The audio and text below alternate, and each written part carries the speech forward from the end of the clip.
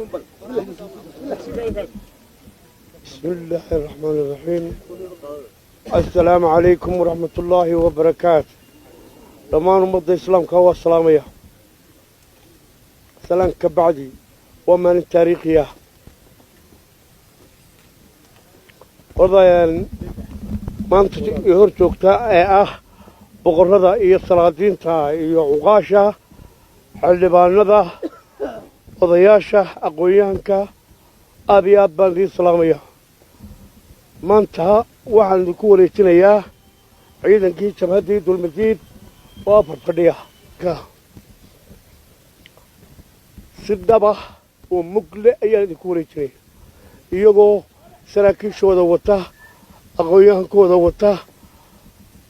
intaas waa intaa idinkana waxaan idinkula dardaarayaa saraakiishaas waa ku soo tacabnay inay halkada gaarsiisaan qoraydh intaa ka bacdi taliyaha ciidanka qaranka jamhuuriyadda somalilan nuux ismaaciil taani waxaan leeyahay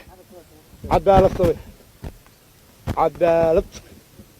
cadaalad baa dadka deeqda odayga dalkana waxaan leeyahay qoladu waxba ma tarto annagay dagaalkii naga diideen hal fadhi oo infantry iyo hal fadhi oo technica laba fadhi waxaa jiraan xeebta waxaa taliya guutayaalka yaasiin xuseen xasan gaashaanla dhexe mutaystay iyo cumar jimcaale diriir oo isna gaashaan dhexe mutaysto laba guuto xeebaha jooga meesha la yidhaaho shumux iyo meesha la yidhaaho cilaamati waxaa jira urur bohol joogay wuxuu soo gelayaa caawa meesha la yidhaaho ceelabaan isagana indhihiina ku arki doontaan haddii aan la yidhaaho tirada ciidankaasi waa 800 oo infantry